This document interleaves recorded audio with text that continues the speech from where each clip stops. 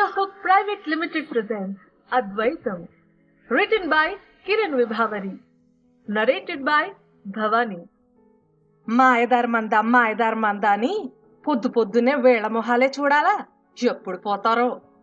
నానమ్మ ఎవరిని చూసి విసుక్కుంటుందా అని ఆరుబయట కూర్చుని హోంవర్క్ చేసుకుంటున్న చిట్టి తలెత్తి ఆమెని ఓసారి తేరిపారా చూసింది.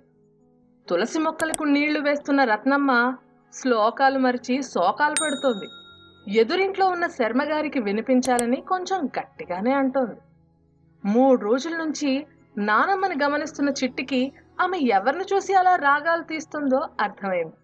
3 రోజుల నుంచి వాళ్ళ ఇంట్లోనే కాదు, ఏ 2 అమ్మలక్కలు కూడినా ఇదే బాగోతాం. ఏం చేద్దామంటారు? వాళ్ళని ఇక్కడి నుండి ఎలా వెళ్ళగొట్టాలో తెలియట్లేదు. వాళ్ళని చూసి మా పిల్లలు కూడా చెడిపోతున్నారు. మొన్నటికి మొన్న మా పెద్దోడు నా లిప్స్టిక్ మొత్తం మూతికి పూసుకున్నాడు. నా మట్టి గాజులు వాడి చిన్న చేతికి పెద్దవైపోయి కింద పడి పగిలిపోతే ఆ శబ్దానికి లోపలికెళ్ళిన నేను మా వారు కంగు తిన్నాం. నుదుటన ఎంత బొట్టు, మొహానికి అంత పసుపు, పెదవులు మొత్తం ఎర్రగా లిప్స్టిక్ పూసుకుని అమ్మోర్తల్లిలా ఉన్నవాడిని చూసి మా గుండె ఓ క్షణం ఆగిపోయిందంటే నమ్మండి. ఏంట్రా ఈ పిచ్చి వేషాలు అని 4 తగిలిస్తే కాంచనా మూవీ చూసి నాకు అలానే తయారవ్వాలనిపించిందమ్మా. ఎదురింటి అన్నయ్య కూడా అమ్మాయిగా అయ్యి వచ్చాడు కదా, నేను కూడా అమ్మాయి అయిపోతాను. అప్పుడు రంగురంగుల రిబ్బన్లు, గాజులు, బట్టలు, బొట్టు పిల్లలు ఇవన్నీ పెట్టుకుని అందంగా ఉంటాను అని వయ్యారాలు పోతూ వాడు చెప్తుంటే నా హృదయం విల్లవిల్లాడిపోయిందంటే నమ్మండి. ఎదురింటి విరజాక్షి కళ్ళు ఒత్తుకుంటూ చెప్పింది, అసలు ఇలాంటి మాయదారమందని మన వీధిలో, అది ఇలాంటి గేటెడ్ కమ్యూనిటీలో ఉంచడం మహాపాపం. వచ్చారు సరే, ఆ అబ్బాయి బయటనే సిగ్గు ఎగ్గు లేకుండా చేతిలో చేతులేసుకుని నడవడం, ముద్దులు పెట్టుకోవడం చూస్తూ మా పిల్లలు కూడా అదే పాడుబుద్ధులు అలవాటు చేసుకుంటున్నారు. వాళ్ళని అనుసరిస్తూ అదే చేస్తున్నారు. మొన్న మా వాడి స్నేహితుడు గదిలో కూర్చుని చదువుకుంటున్నారు కదా అని నేను అనుకుంటే వాళ్ళిద్దరూ ఒకరినొకరు ముద్దులు పెట్టుకుంటున్నారు. ఏంటండి ఈ వైపరీత్యం? బుగ్గలు నొక్కుంది పక్కింటి పద్మ. చిట్టికి నవ్వొచ్చింది. ఒకవేళ మీ అబ్బాయి ఓ అమ్మాయిని ముద్దు పెట్టుకుంటే మీకు ఆనందంగా ఉంటుందా ఆంటీ అని అడిగితే చిట్టిని తిట్టి లోపలికి పంపించింది వాళ్ళమ్మ. గోరంతలను కొండంతలు చేసి చెప్పుకునే ఈ ఆడవాళ్ల మాటలు కొత్త కాకపోయినా వీళ్ల సంభాషణ మొత్తం ఒకరి వైపే గురుంది అని అర్థమైంది. ఈసారి చిట్టి వాళ్ళమ్మ చేయి లేవబోయే అంతలో చిట్టి తుర్రుమంది. నువ్వు చెప్పినట్టే చేశాను చిట్టి, అయినా అమ్మ నాన్న మారలేదు. నేను వీడిని ముద్దు పెట్టుకున్నా అని నా మూతి పగలగొట్టాడు నాన్న, బాధగా చెప్పాడు చింటూ. మా అమ్మ చీపురుతో కొట్టింది, దెబ్బలు చూపించాడు బంటి. నన్ను కూడా లిప్స్టిక్ మూతికి రాసుకున్నా అని ఇలాంటి వెధవేషాలు వేస్తే హాస్టల్లో వేసేస్తా అని బెదిరించింది. ఏడుపు ముఖం పెట్టాడు పాపం బాలు. చిట్టి ఆలోచనలో పడింది. ఏం చేసి ఈ పెద్దల మనసు మార్చాలి? అద్వైత్ అన్నయ్య చేసిన తప్పేంటి? కేవలం అతని శరీరాన్ని అంగీకరించడం అతను చేసిన పాపమా? ఎందుకు అందరూ అతని దోషిలా చూస్తున్నారు? అద్వైత్ ఇలాంటి అబ్బాయి మాకు ఉంటే బావుండు అనుకున్న వాళ్ళు ఎందుకు ఇప్పుడు ఇలా కారాలు మిరియాలు నూరుతున్నారు? ఏం చేయాలో పాలుపోక అసలు అద్వైత్ చేసిన తప్పేంటి అనే ఆలోచన చేసింది. అతనితో మాట్లాడిన మాటలను, అతనితో తను గడిపిన జ్ఞాపకాలను బాధగా గుర్తు తెచ్చుకుంది చిట్టి. హాయ్ ఆంటీ, అమ్మ ఇది మీకు ఇచ్చిరమ్మంది అంటూ కొన్ని కాగితాలు చేతిలో పెట్టాడు అద్వైత్. సంక్రాంతి ముగ్గులున్న పేపర్ కటింగ్లవి. చాలా థ్యాంక్స్ బాబు, రా కూర్చో, కొద్దిసేపు మాట్లాడి వెళ్దు అంటూ లోపలికి ఆహ్వానించింది చిట్టి వాళ్ళమ్మ. పర్లేదండి, మొహమాట పడ్డాడు అతను. పర్లేదేంటి, మళ్ళీ ఢిల్లీ వెళ్ళిపోతావు, ఎప్పుడు గాని దొరకవు, రా కూర్చో అంటూ సోఫా చూపించింది చిట్టి వాళ్ళ అమ్మ. మా చిట్టితో మాట్లాడుతూ ఉండు బాబు, నేను ఇప్పుడే వస్తాను అంటూ ఫలహారం తేవడానికి లోపలికి వెళ్ళింది చిట్టి వాళ్ళమ్మ. హాయ్ అన్నయ్య పలకరిస్తూ తన పక్కన వచ్చి కూర్చుని చేతులతో సైగ చేసింది చిట్టి. హాయ్ చిట్టి మొహమాట పడుతూ వచ్చి కూర్చున్నాడు అద్వైత్. నీ పేరేంటన్నయ్య ముద్దుగా అడిగింది చిట్టి. అద్వైత్ అని నవ్వుతూ చెప్పాడు. అంటే అన్నిటినీ ప్రశ్నించడం అలవాటుగా అడిగేసింది చిట్టి. ద్వైతము కానిది 2 ముక్కల్లో చెప్పాడు అద్వైత్. అర్థం కాలే. తెల్లమొహం వేసింది చిట్టి. అతను శ్వాస బలంగా పీల్చుకుని సోఫాలో ఉన్న కుషన్ ఒడిలో తీసుకుని చిట్టికి మరి కాస్త దగ్గరగా జరిగాడు అద్వైత్. అద్వైతము అంటే ద్వైతము కానిది, అంటే 2 కానిది. ఆది శంకరాచార్యులు బోధించిన తత్వం. ఆత్మ ఆ పరబ్రహ్మ స్వరూపం, 2 వేరు కాదు. బ్రహ్మ సత్యం జగం మిథ్య జీవో బ్రహ్మైవ నా పరహ. అతడు చెప్తుంటే, అంటే నువ్వు నేను అందరం ఒకటేనా? మనందరం పరమాత్మలో భాగమేనా? మళ్ళీ ప్రశ్నించింది చిట్టి. అవును చిట్టి, నవ్వుతూ బదిలిచ్చాడు అబ్బాయి. మరి నువ్వెందుకు అబ్బాయివి, నేనెందుకు అమ్మాయిని? అమాయకంగా అడిగింది చిట్టి. ఇది కేవలం భౌతికమైన శరీరానికి సంబంధించింది మాత్రమే, ఆత్మకు లింగభేదం లేదు అన్నాడు అద్వైత్. ఆత్మ అంటే? మళ్ళీ అడిగింది చిట్టి. ఆత్మ అంటే నువ్వు, నీ శరీరం కాదు. నా చెయ్యి, నా తల అంటావు గాని నేను చెయ్యిని, నేను మెదడుని అని చెప్పావు కదా. అంటే నువ్వు అనే పదార్థం ఏదో ఉంది, అది నీతో ఎల్లకాలం ఉంటుంది, దానికి చావు లేదు. ఎలా అయితే నువ్వు రోజు బట్టలు మారుస్తావో అలా నీ ఆత్మ శరీరాల్ని మారుస్తుంది.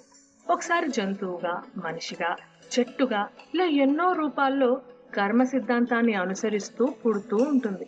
కానీ అన్నిటిలో ఉన్నది ఆ పరమాత్మ యొక్క రూపమే, నీ రూపమే. అది తెలుసుకోవడమే అద్వైతం అని అతడు చెప్తుంటే చిట్టి శ్రద్ధగా వింటోంది. ఇప్పుడు బిందెడు సముద్రపు నీళ్లు తీసుకొని దాన్ని వేర్వేరు ఆకారాలున్న బాటిల్లో వేసినా అది సముద్రపు నీరే కదా. అట్లే ఎన్ని రూపాల్లో, ఎన్ని శరీరాల్లో ఉన్నా మనమంతా దేవుడు బిడ్డలమే కదా అన్నయ్య, సాధుహరించింది చిట్టి. నువ్వు చాలా తెలివైందానివి చిట్టి అంటూ మెచ్చుకోలుగా చూశాడు అద్వైత్. మీరేవిట్లబ్బాయ్? వీళ్ల సంభాషణ మొత్తం విన్న చిట్టి వాళ్ల నానమ్మ అతనికి దగ్గరగా వచ్చి ఆరా తీసింది. అద్వైత్ లేచి నుంచున్నాడు. గౌరవంగా ఆమె కాళ్లను ముట్టుకొని ఆశీస్సులు తీసుకున్నాడు. మా నాయనే అంటూ మెచ్చుకుంది రత్నమ్మ. నీ పూర్తి పేరేంటి బాబు? అతనేమి బదులివ్వకపోయేసరికి మళ్లీ అడిగింది రత్నమ్మ. అద్వైత్ శర్మ బామ్మగారు మొహమాటంగా చెప్పాడు. ఓ శర్మనా, మా వాళ్లేనా? అందుకే ఎంత బాగా చదువుతున్నావు శాస్త్రాలన్నీ అంది రత్నమ్మ. చదువుకుంటే ఎవరైనా చెప్పొచ్చు కదా నాన్నమ్మ. చిట్టి మధ్యలో దూరింది. అద్వైత్ చిన్నగా నవ్వాడు. రత్నమ్మ ఏదో చెప్పేటంతలో చిట్టి వాళ్ళమ్మ పిండి వంటలు తీసుకొచ్చి వీళ్ల ముందు ఉంచింది. అంటూ ప్రేమగా అరిసెలను అందించింది. అతను మొహమాట పడుతుంటే చిట్టి అతని నోట్లో కుక్కేసింది. తినన్నయ్యా అంటూ. వీళ్ళిద్దరిని చూసి అత్తాకోడలు నవ్వుకున్నారు. ఏం చేస్తున్నావు బాబు నువ్విప్పుడు? ఉద్యోగమా లేదా చదువుకుంటున్నావా? ఆరా తీసింది రత్నమ్మ.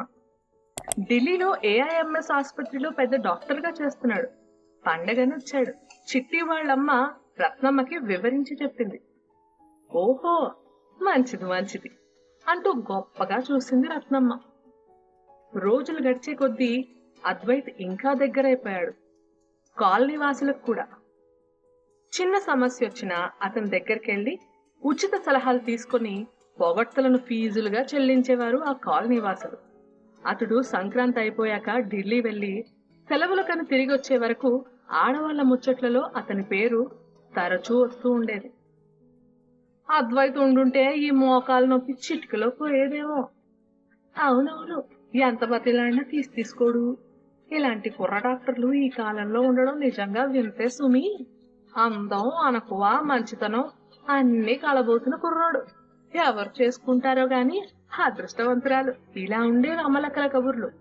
అలాంటి కాలనీ వాసులు ఈ రోజు ఇలా అద్వైత్ మీద పగపట్టడానికి కారణం ఎన్నో ఏళ్లుగా వాళ్లలో దాగి ఉన్న ఏహ్యత. ఆ రోజు దసరా సెలవులకి అద్వైత్ వచ్చాడు.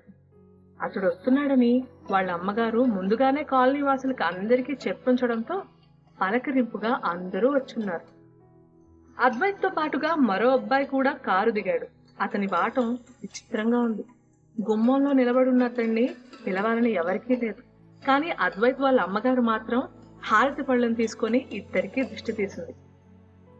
ఊరూరు తిరిగొచ్చారు కదా, అందుకే దిష్టి తీస్తుందేమో అని అనుకుంటున్న అమ్మ లెక్కల దగ్గరికి అద్వైత్ వాళ్ళమ్మ అద్వైత్తో పాటు వచ్చిన అబ్బాయిని మా అల్లుడు అంటూ పరిచయం చేసింది.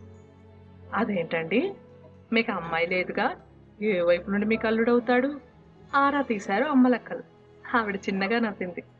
మా అబ్బాయి ఈ అబ్బాయిని ఇష్టపడ్డాడు, పెళ్లి చేసుకుని వచ్చాడు. ఆవిడ చెప్పింది విని అందరూ తెల్లమొహాలు వేశారు.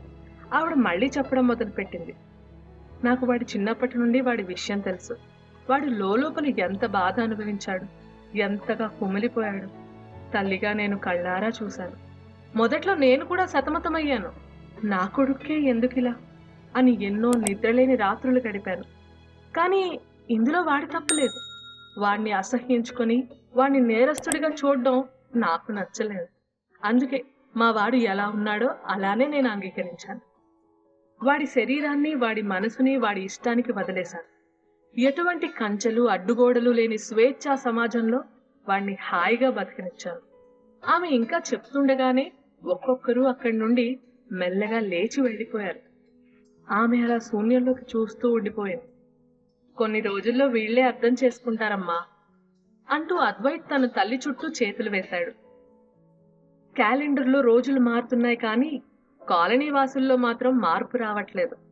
సమాజం అనేది స్త్రీ పురుషులకు మాత్రమే, మరొకరికి చోటు లేదు అన్న వారి భావన తేడాగాళ్ళు, నట్టుగాళ్ళు, 0.5లు అని హేళన చేస్తారు గాని అర్జునుడు బృహన్నలగా మారడం అతడి శాపం అని ఆలోచిస్తారే గాని అది కౌరవుల బారి నుండి అతన్ని కాపాడిన వరం అని అనుకోరు.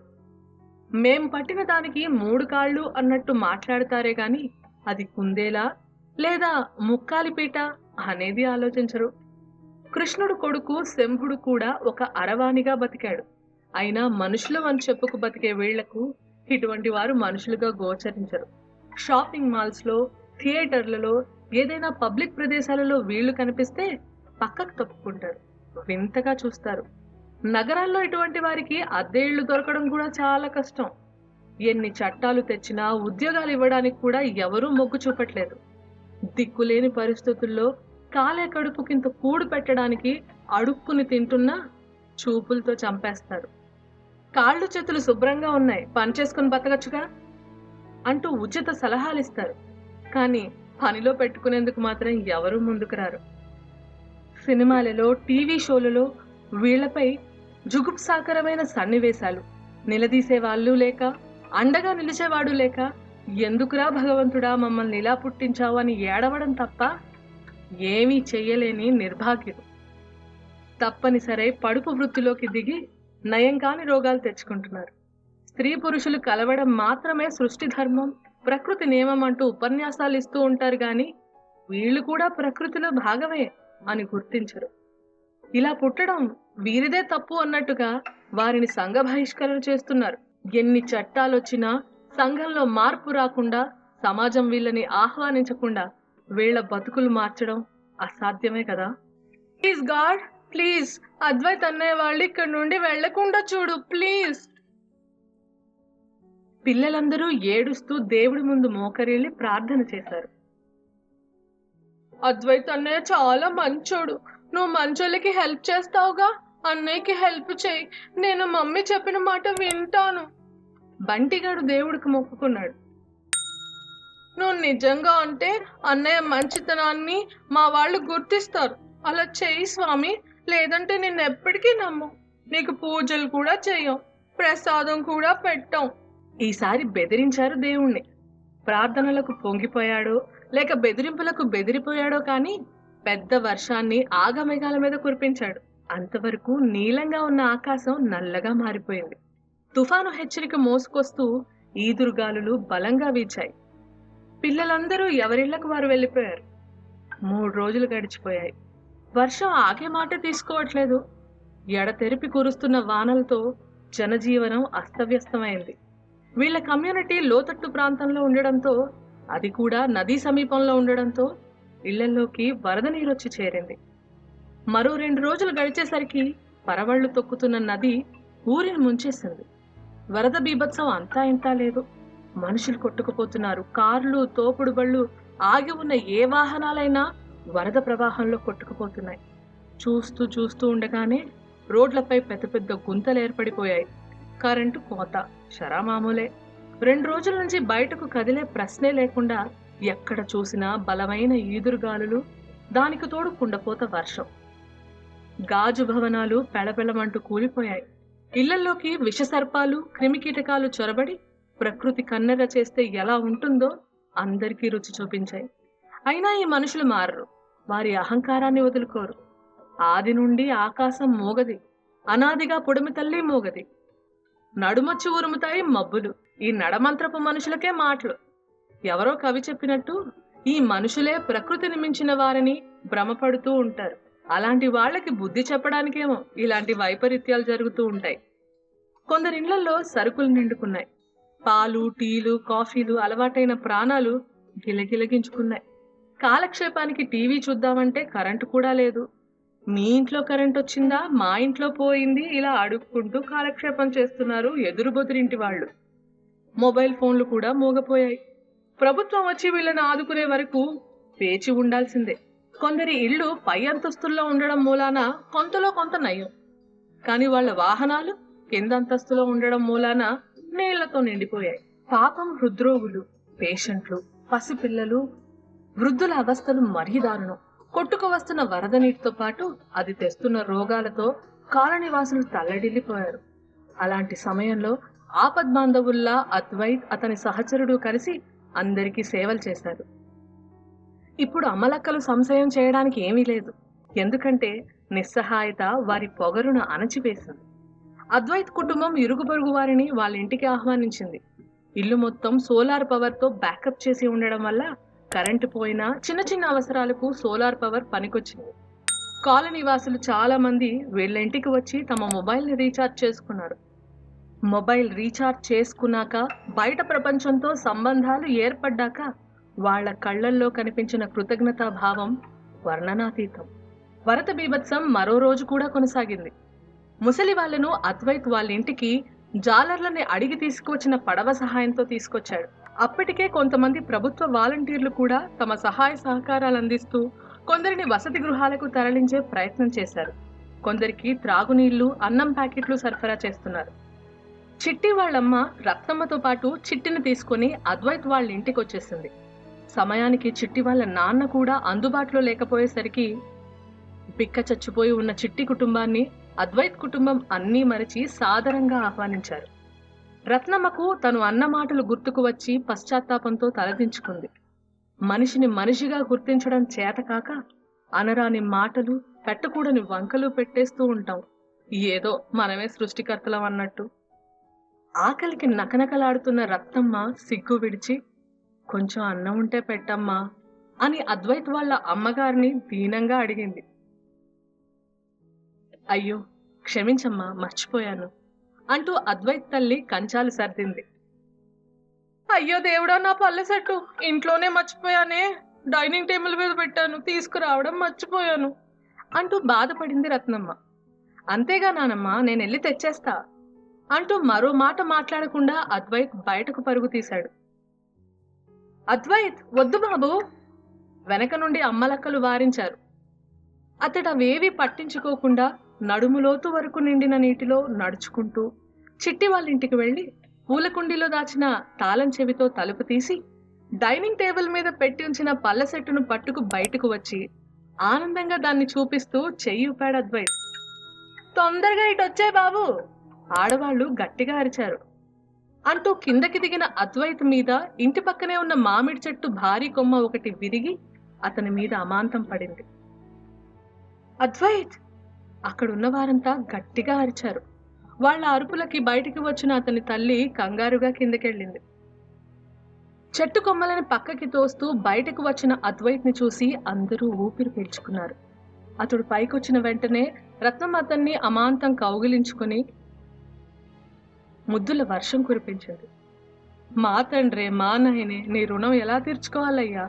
దేవుడిలా వచ్చి జ్వరం పట్టిన మా చిన్న పిల్లల్ని కాపాడావు.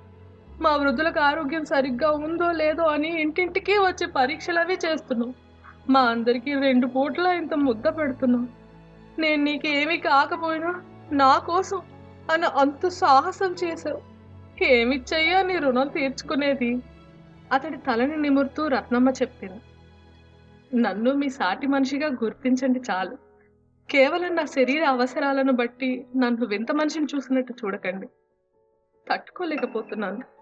అతడు ఏడుస్తూ చేతులు జోడించి అందరినీ వేడుకున్నాడు. ఈసారి కూడా ఆ అమ్మలక్కలందరిది ఒకటే మాట.